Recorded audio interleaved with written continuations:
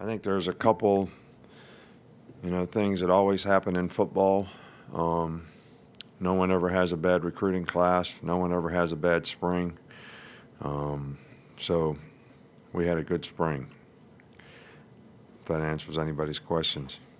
We had a lot of guys get a lot better. A lot of guys got a lot of reps. We were pretty fortunate to get through it with a minimal amount of injuries. I really like the sort of competitive character that the team demonstrated in terms of work ethic, and some guys are starting to take leadership roles and accept the new roles that they might be in. We have a very young team. We don't have a lot of depth. We'll welcome, the new players that we have coming in the fall. I think there's a dozen more. And maybe some of those guys can contribute to some of the issues that we have from a depth standpoint, and we'll continue to work hard to develop the players that we have. But, the A-Day game and the format that we have in the A-Day game is to make it as much like a real game as we can.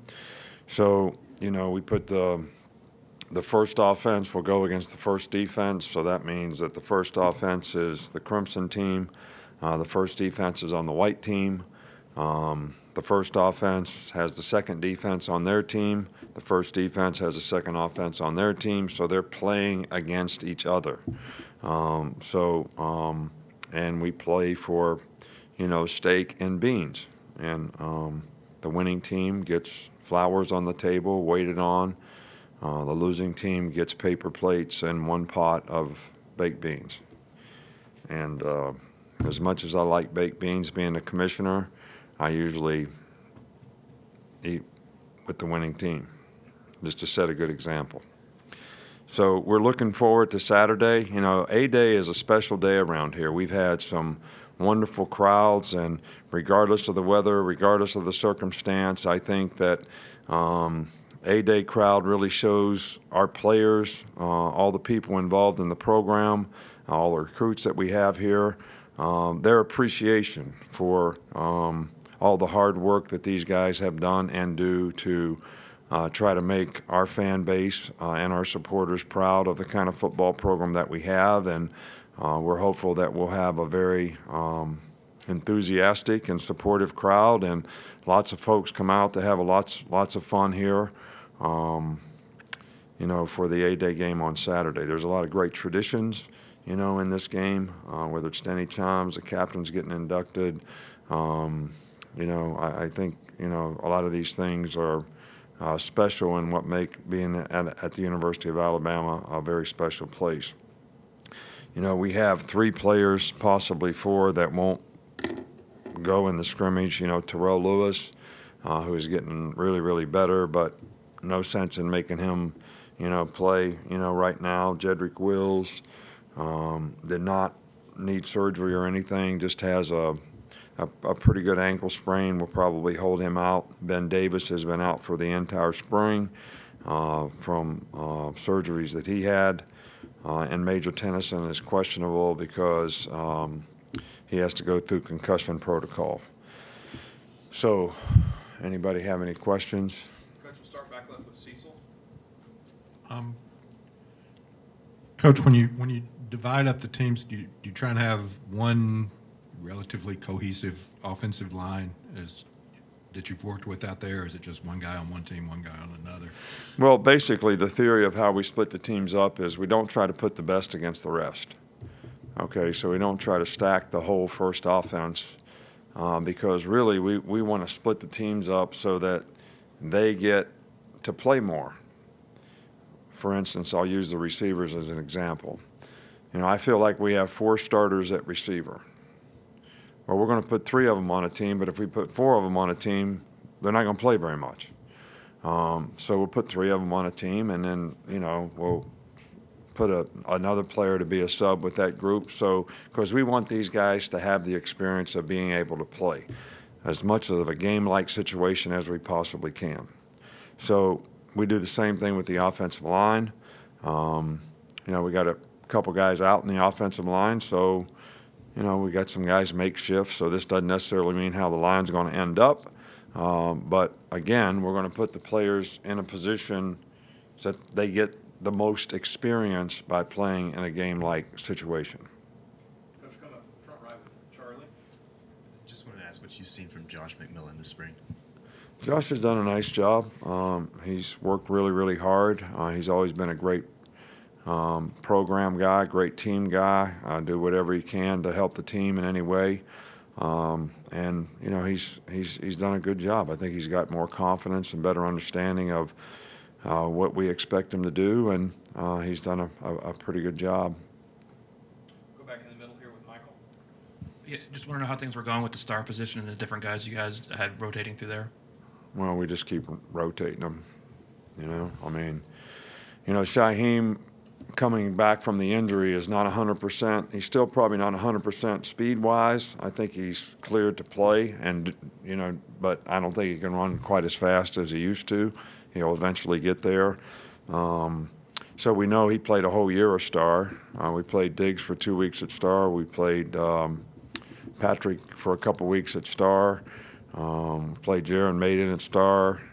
Jalen Armour-Davis at Star. So, you know, I think the key thing right now is, you know, get guys trained to play these positions that aren't normal corner and safety positions. So when you have to play nickel and dime, you got people trained to do it. And if one guy goes down, you're not, you know, in bad shape, and you can't get the right guys on the field. So what we've done so far is to create flexibility in how we can play in the secondary relative to trying to get the best players on the field in the best positions. But I don't think it's critical to make a decision on, you know, what the best fit is right yet. Chris will step front here with Chris Walsh. Tight end position, how do you handle that for A-Day, and how are you looking at that position moving forward? Well, you know, I really like Miller Forstall. Had a good spring, really showing a lot of leadership in what he does. Cameron Latu has made a lot of progress, you know, at the position, and I certainly think could develop into being a pretty good player there. Major Tennyson was having a good spring before he had an injury. You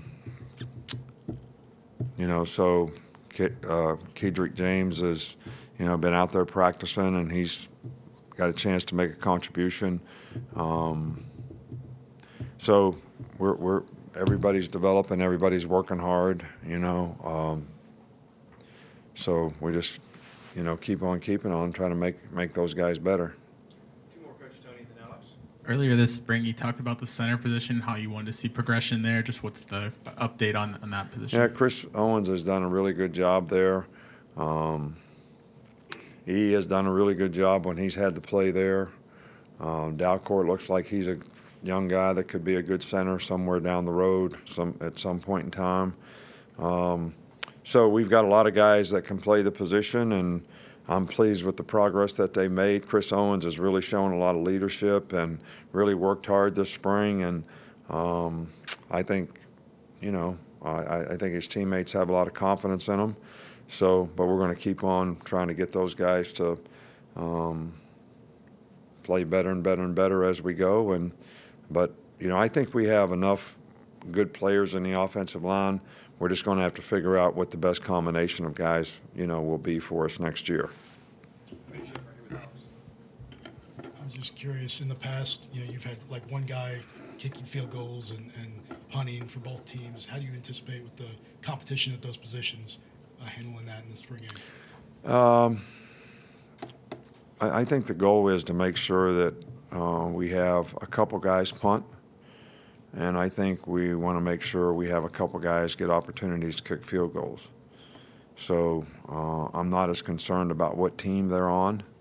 We've had it in the past where when we have an established player at those positions, he just does all the punting or all the kicking, and that's not how we're going to handle it, you know, in this scrimmage. So, you know, I think there'll be 2 punters that punt, and there'll be at least 2 field goal kickers that get opportunities to kick.